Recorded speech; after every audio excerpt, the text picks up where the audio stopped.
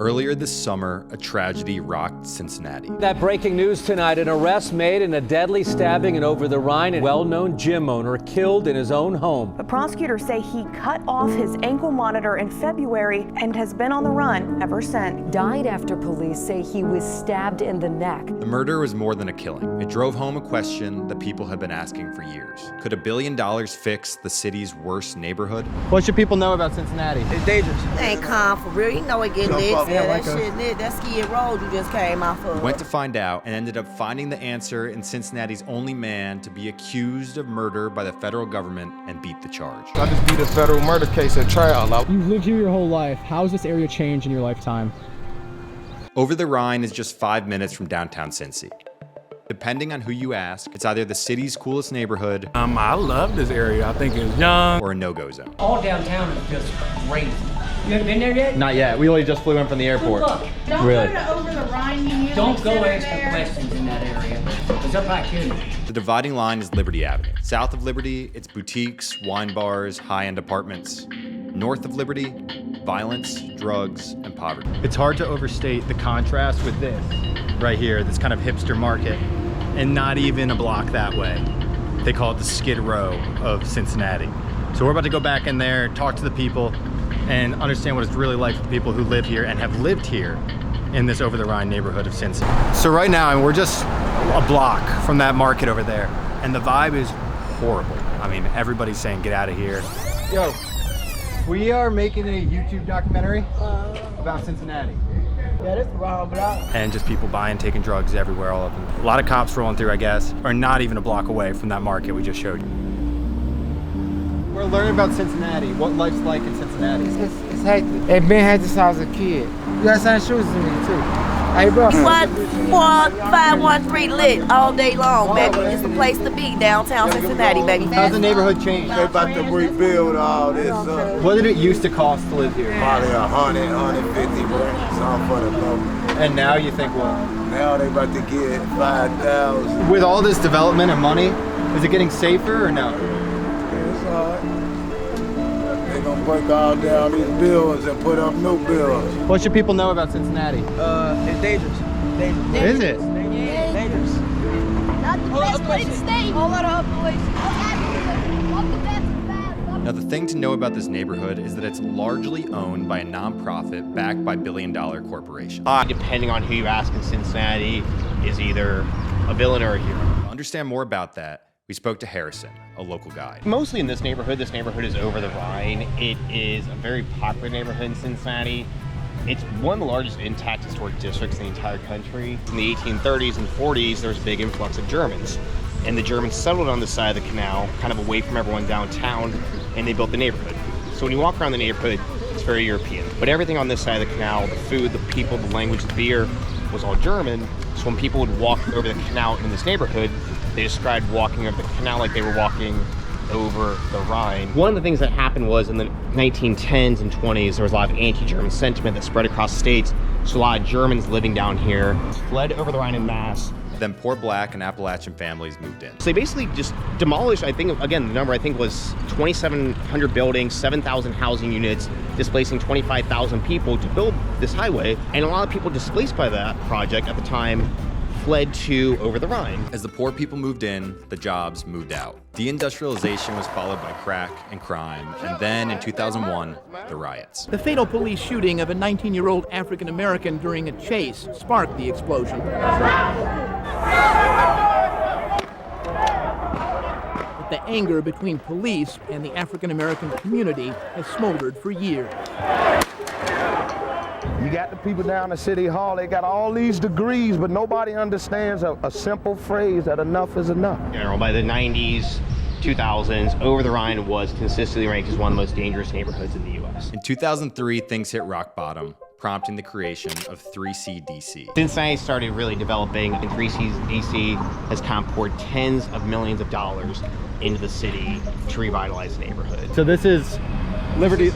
This pretty much is where the gentrification ends. Like this area right up here, if you walk through here, it's night and day. We're gonna see boarded up housing. probably people on the street doing something they shouldn't be doing. You'll see on some of them, I'll try and point them out, they come up, but it'll say future development of 3CDC. Crossing Liberty Street there into this part of Over-the-Rhine is one of the starkest contrasts I've ever seen in any city.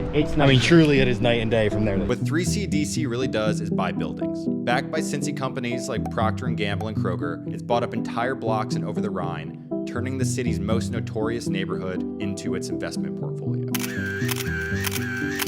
Before and after shots show how 3CDC changed the face of OTR. $800 million in investments, 900 condos or apartments, 13 acres of reimagined public space starting with Washington Park. Over-the-Rhine lost nearly a third of its lowest income housing since 2002. That's nearly 2,400 places. Over-the-Rhine went from the highest crime neighborhood in America to now they write stories about it in national publications about what a great urban environment it is. 3CDC, depending on who you ask in Cincinnati, is either a villain or a hero.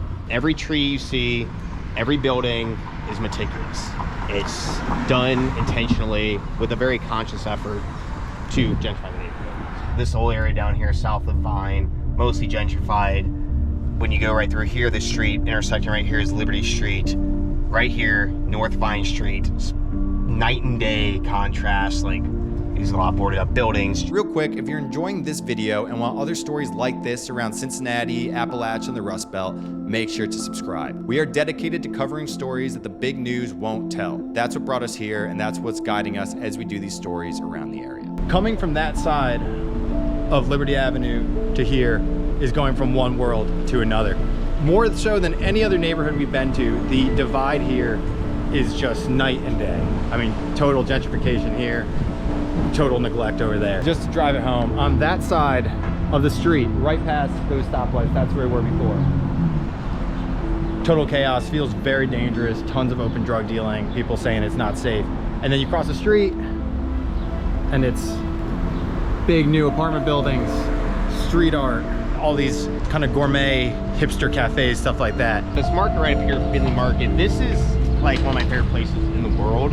So this has always been here, or they rejuvenated it? It's been here since 1852. It's had a few different renovations. I mean, we're still in the kind of European zone, we're still in Over-the-Rhine. It's built and sometimes owns bars, restaurants, and apartments. So around here, what do you think a one-bedroom apartment rents for? There are some apartments down here that a solid one bedroom with decent amenities for $1,000. And then there are some a little bit nicer that probably go for double that price. It's also restored the main park, which went from a drug-ridden corner to a family picnic spot. But when the neighborhood started getting gentrified in like the late 2000s, like 2008 to 10-ish, this is like one of the first areas they renovated. The difference between a 3CDC block and a regular one is obvious.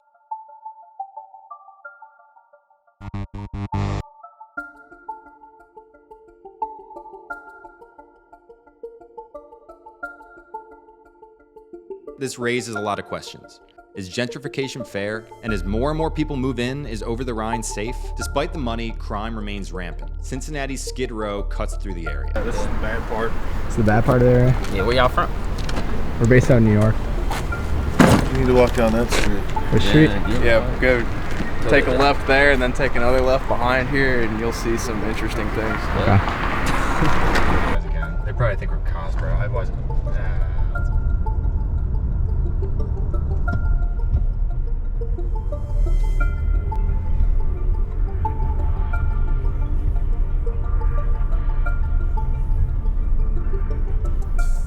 All right, so one of our followers on Instagram DM'd us and he said, if you go to Cincinnati, make sure you do not go to the Shell station on Vine and Liberty.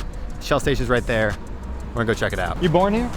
Yeah, I'm from up here. It's real cool. I just don't think it's for everybody. Wait, who's it not for? I enjoy this area. So I'm here a lot. My work right up the street off Vine. Go to Washington Park a lot. I love this area. We see a lot of police around here. Are they good or bad for this area? They need to be over here way more. Because it's just kind of lawless out here? Yeah, it's too much going on for real. I don't even come outside no more for real. I think it's young, but not too young. It's a good crowd. Or you want to go to a bar, you want to go to Washington Park and catch some live music. Is it getting worse? Way worse. Why do you think that is? Everybody just trying to prove themselves, basically, yeah. Looks like you can't even go inside the store here. You just gotta order it outside, whatever you want. I'll go grab it for you. You do this yourself? Yeah, I did it myself. Did it all with spray paint from Walmart. How long have you lived here? I lived here all my life. With all the gentrification and development and this and that, think it's good or bad? It's very good if they can house people like they're supposed to house people. Building up now is condos. Can't afford all that stuff, man. So it's supposed to be for low-income housing.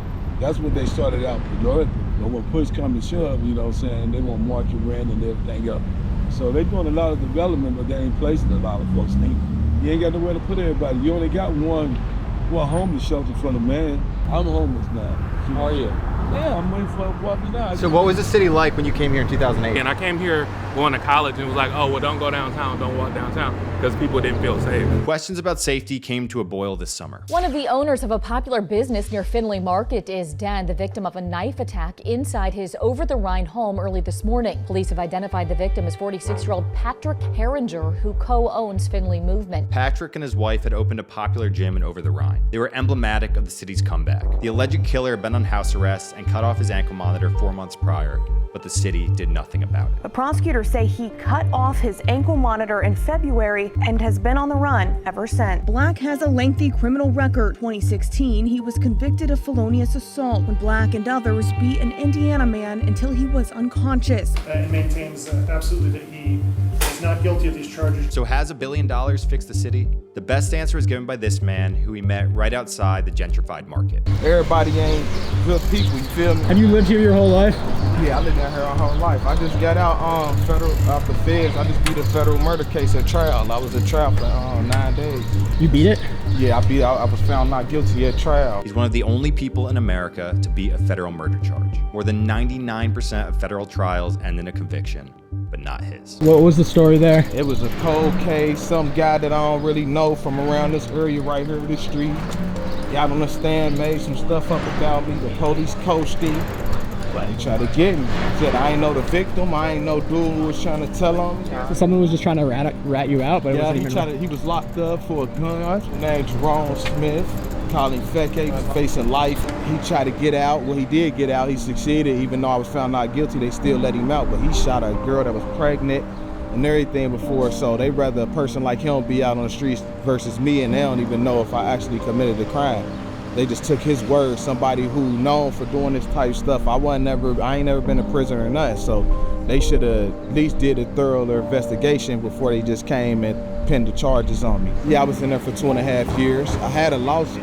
You were in prison for 2.5 years? Yeah, I got a lawsuit on them, but lawyers scared to fight them because it's the federal government. Like, who really want to bite the hand that feed them? It fucked up my life, you know. I got one son. My son was 7, so we was 4. He was in the car with me when the ATF pulled up guns out. And for the longest, he just kept putting his hands behind his back and putting his hands up and stuff. I missed his first day of school, first tooth coming out. You know, that stuff you can't get back. No, I ain't gonna let it keep me down because I got him looking up to me, so I gotta do better. I gotta still figure it out. You've lived here your whole life. How has this area changed in your lifetime? Man, really, to be honest, it ain't changed. The only thing changed is the buildings. Everything else still the same. People still serving dope. You know what I mean? People still getting shot. I mean, it ain't gonna happen overnight, but you know, I ain't gonna stop. I ain't gonna give up because my son gotta be out here next.